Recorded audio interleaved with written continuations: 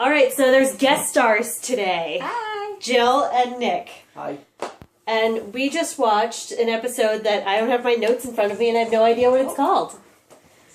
It was a holodeck episode. Yeah, which I was really pumped about. The first real holodeck episode. I was looking at Jess's notes and they're saying, I don't understand how the holodeck works. How can holodeck characters have existential crises? How? I don't know. I mean, I think it's just really good programming. Nick was saying before in the kitchen that was like some of the heavy philosophy that gets dropped at the bottom of this episode. Is about The Big Goodbye. The Big Goodbye. The Big Goodbye. That's what we watched. Which is a Philip Marlowe, big sleep, long goodbye kind of a joke, which it made sense. Yeah, it works for the episode because plot summary. Picard's really stressed out because he has to do this speech in insect language where it's like, if the T is upside down and followed by another line, it's a Z, and if it's right side up and there's a Q after it, it's a B. It was basically like his Starship Captain Bar Mitzvah. That was kind of what it felt like. Yeah, at the lot end, of pressure. It should have been That would have worked. Except if he messed up, then the alien insects would it would be like a war or something. So it really, really mattered a lot. Yeah, it was like he was going to his bar mitzvah in Palestine or something. Right, it was serious business. Mm-hmm. But I think this episode was awesome. It was so fun. But to relax, Picard goes into the holodeck and is a 1940s detective. Straight out of Chinatown or Maltese Falcon. Dashiell Hammett. Yeah. So, and he eventually gets trapped there with Data and Crusher and Red Shirt, who is the historian on board. There's so many people on the ship that they have a specific 20th century historian. It really makes me want to set my history degree on fire because I will never be a ship's historian anyway. Never say never. Never say never. Yeah. First trip to Mars, they're going to be like, You know a lot about Buffy the Vampire Slayer. You need to be on this ship. If you, cryogenically freeze yourself with instructions that, you want to be a ship's historian, I think it can still happen. It's going to be me and Ted Williams on a spaceship in the Please future. do that. Oh my gosh, I want to write a book series now. That's like the adventures of me carrying around the frozen Ted Williams head in the future.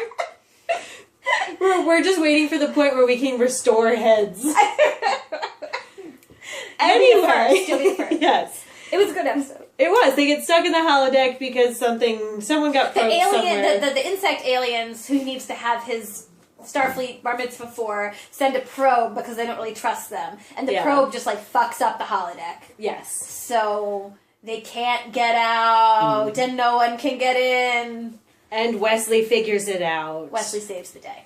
Yeah. Mm-hmm. Which apparently happens often. Yeah, somewhat regularly. Yeah. Yeah. Because he's tech support. Like all teenagers, he knows how to use the technology better than all the adults. Yeah, they really did. It's call up my son and help me fix my laptop. Basically. Yeah. God, everyone there is like my parents. Yeah. But one of the scary things, right, was that, we found out partway through that if you got shot, if you died in the holodeck, you were going to die for real because of this malfunction. Yeah, it's like a dream. Right.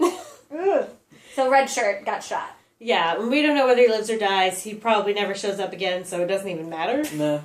But they did get him out before he technically died. It's true. Because of Wesley. It's true. But, Crusher looked super hot in the 40s outfit. God. Our resident curly hair expert was kind of jealous. She looked really, really good. And they get all excited at murder. Oh, they do, don't They they? all were... No, the best part... The here's the whole best part. Because Picard, especially in the first season, is so kind of, rigid and stiff and about protocol and all this. He nerded out. When he at the board meeting! Oh, yeah. I'm talking about this really serious problem, but first let me go on and on about how awesome my Philip Marlowe holodeck experience was. I like how they don't even, say that they're in the meeting for until he's speaking, on. but he's going off and he's like, oh, and it's so real, and the girl kissed me. oh yeah, we were supposed to talk about this important diplomacy. Yeah. If I fuck this up, this is never going to happen again.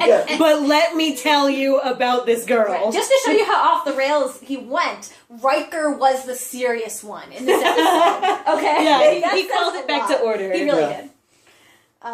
Yeah, everyone nerded out. Data got super into it. Yes. Which was awesome. Yes. And he imported all the knowledge into his brain, and then he started using his, like, film noir voice. Yeah, Brent Spiner's so talented. Great. Like, he can do voices. His reaction shots are amazing. Like, they should just cut to him whenever anything happens. Anything. It doesn't matter. Just cut to Data. But it was really like an Abed in Community. You know, when they do, oh, we're going to do the war episode or the action movie, and Abed just kind of assumes a character. That really feels like what Data was doing. Yeah. You know, he's just like, you know, okay, you know, stop being who I am and just immerse. He was the best at improv of all of them. Everyone else was like, oh, this is so fun. Oh, you pulled a gun. And Data was just like in it. Yeah. I did make a note that they use the metric system because Geordi said that they were going to have to go over it millimeter by millimeter and not inch by inch. Metric system in the future. Yeah. Makes certain sense. I'm screwed. Yeah, and how can they have existential crises? How can characters in the holodeck, like, how can they be aware of their existence in a way that... Well, that was the thing. It was like, all of a sudden, at the end of the episode, all the crew members were like, by the way, you're not real, we are. Just, like, blew up the brains of, or the pixels of these holograms. I feel like Q should do that. He should just drop in and be like, y'all are on my holodeck. You're all in a TV show. He could be like the Deadpool of the Star Trek universe. Or like that Supernatural episode with the Trickster where they're in all of the different TV shows. Yeah. Well, what was the question that Dixon's like buddy asked at the end? Like, he's like, when you leave? Yeah, when you leave, is this all going to be here? Like, am I still going to go home to my wife and kids? And he's just like, I don't know. Peace. Not my problem. Callous Picard. Yeah, I don't know. The store might be closing in a minute. Something's messed up. I gotta go. It sounds like a fake people problem. Hashtag fake people problems. Hashtag holodeck. Hashtag I'm out. That's actually going to go on the video now. That's going to be its YouTube tags. Sweet. Yes. All right. So I think this may have been the first actually entertaining video. Hey, cheers to the holodeck. Cheers. Yes. Founders All Day IPA and UFO. And we actually also shared a Stone Arrogant Bastard IPA. Very true. Which is, Very true. Highly recommended. Delicious. Yeah. Well, thank you for letting us jump into your YouTube holodeck. This is awesome. Computer